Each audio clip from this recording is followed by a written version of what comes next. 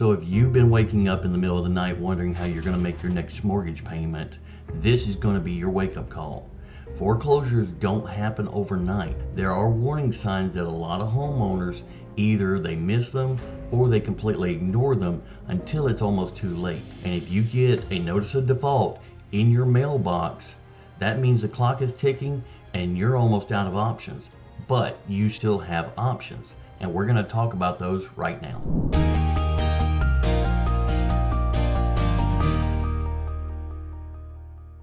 Hey guys, I'm Chris, your real estate problem solver.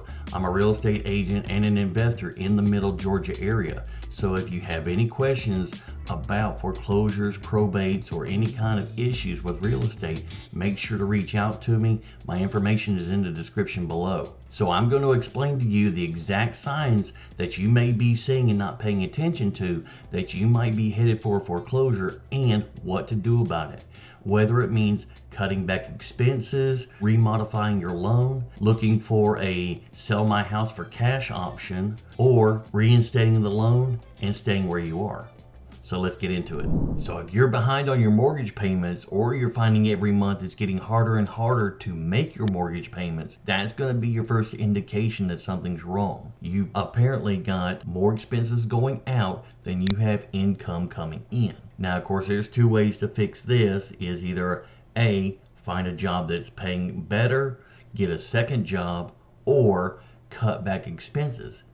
And in order to do that, the first thing you need to do is run a budget for the household. I mean, go down through the list and write down every single expense that you are spending money on, and you can get your bank statement and look through what are you buying on a monthly basis that is making money go out of your pocket, and then find those little nuances that you don't really need. And my example is the power drinks at the convenience store, buying waters at the convenience store when you can buy a big pack at the grocery store, which is less than a quarter of the price, going to Starbucks every day, eating out instead of cooking your own meals, the electric bill, wrapping the water heater or turning off lights, lowering your electric bill.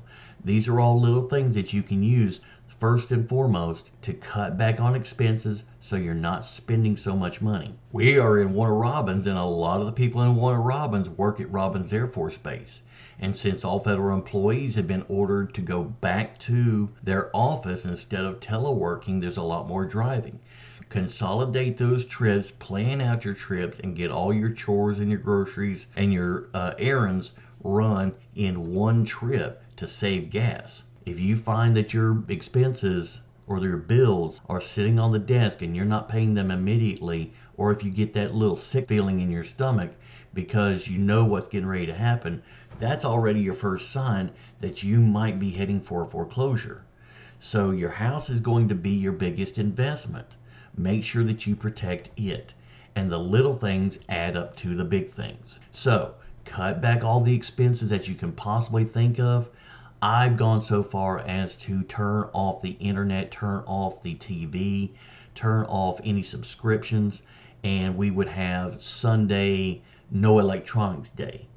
That cut back electricity, and it helped the kids get a little bit more creative by coming up using board games, playing cards, or coming up with something more creative to stimulate their mind.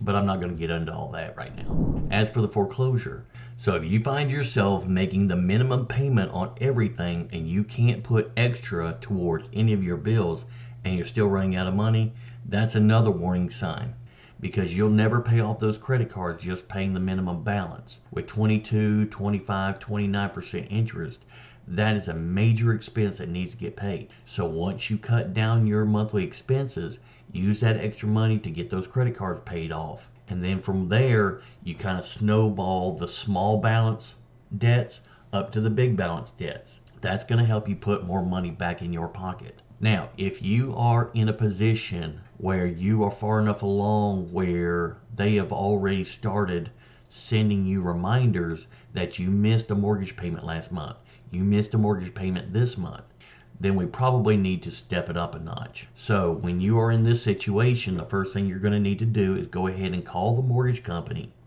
See if you can restructure the loan or remodify the loan. If you have some equity in the house, you may be able to take out a smaller, lower interest second loan. Now, like I said, if you've got credit cards or other bills that you've got to get paid off, Best Buy, student loans, car loans, a lot of those may have 10, 12, and 15% interest rates. If you can get a second loan on the house at 4, 5, 6, 7%, that's going to save you some money. Get a second loan, pay off those high interest loans, and that will lower your total monthly expenses so you can afford to make your mortgage payment, the first one and the second one, and more of it will go towards the principal and get it paid down faster.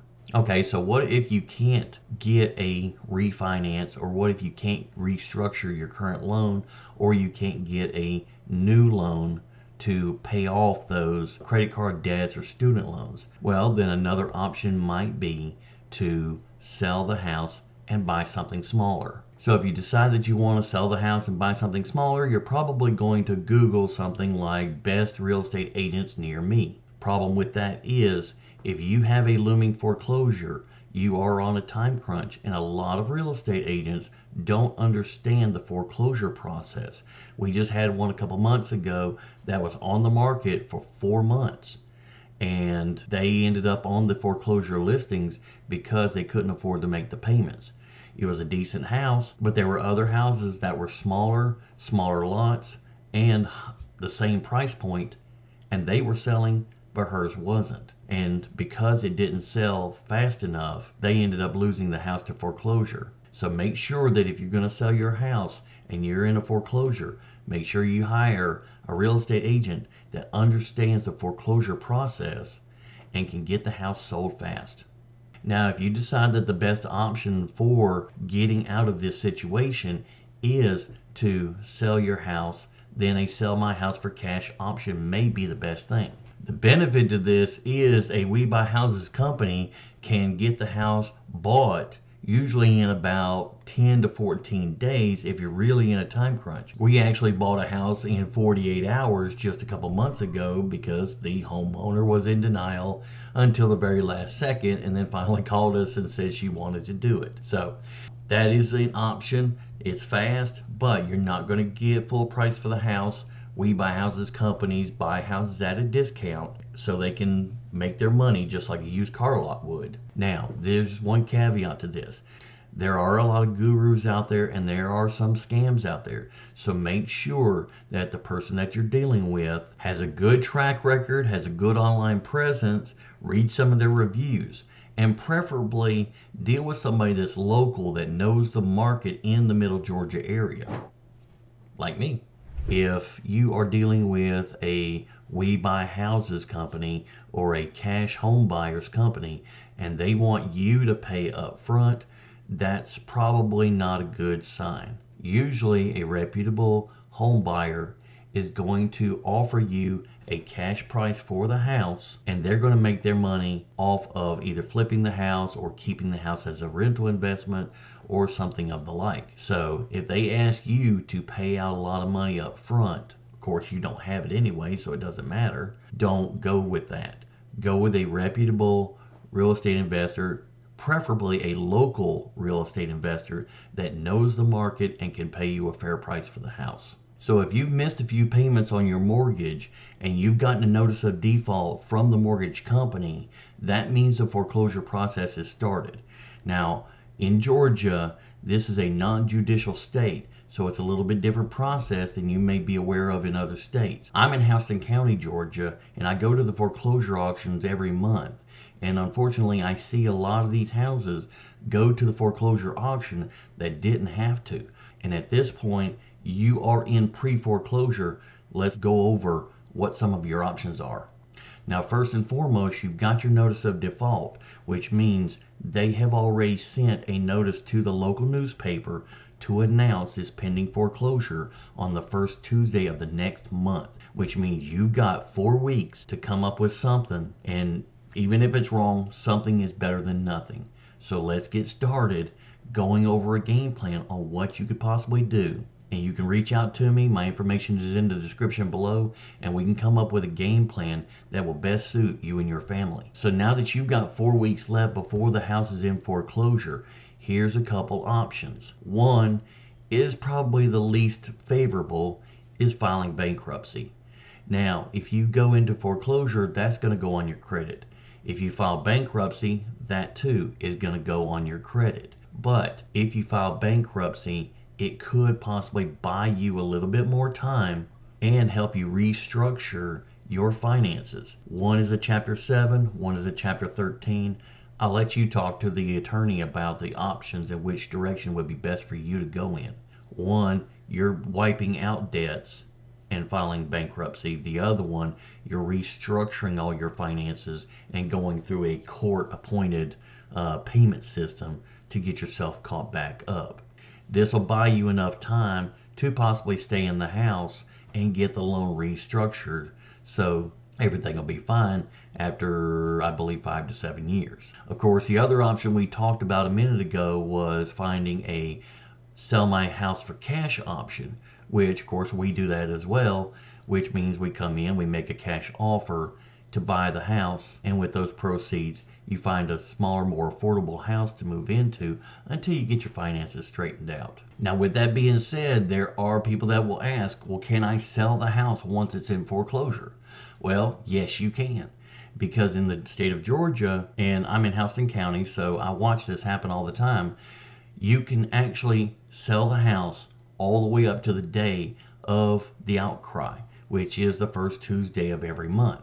By the agreement that you should have in your filing cabinet, you gave a promise to the bank to pay them back for the money that you borrowed in order to buy the house. You also signed a security deed, which means that you're giving them permission to sell the house if you default on the loan.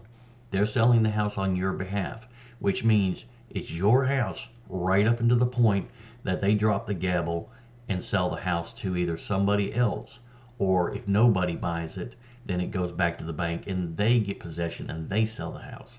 That's the foreclosure process. So those are your options, and those are some ideas on how to get back up to speed if you're behind on your mortgage payments. I hope this stuff helps. If you get any questions, reach out to me again. I'm here. You can get my information in the description below, and I'll talk to you on the next video.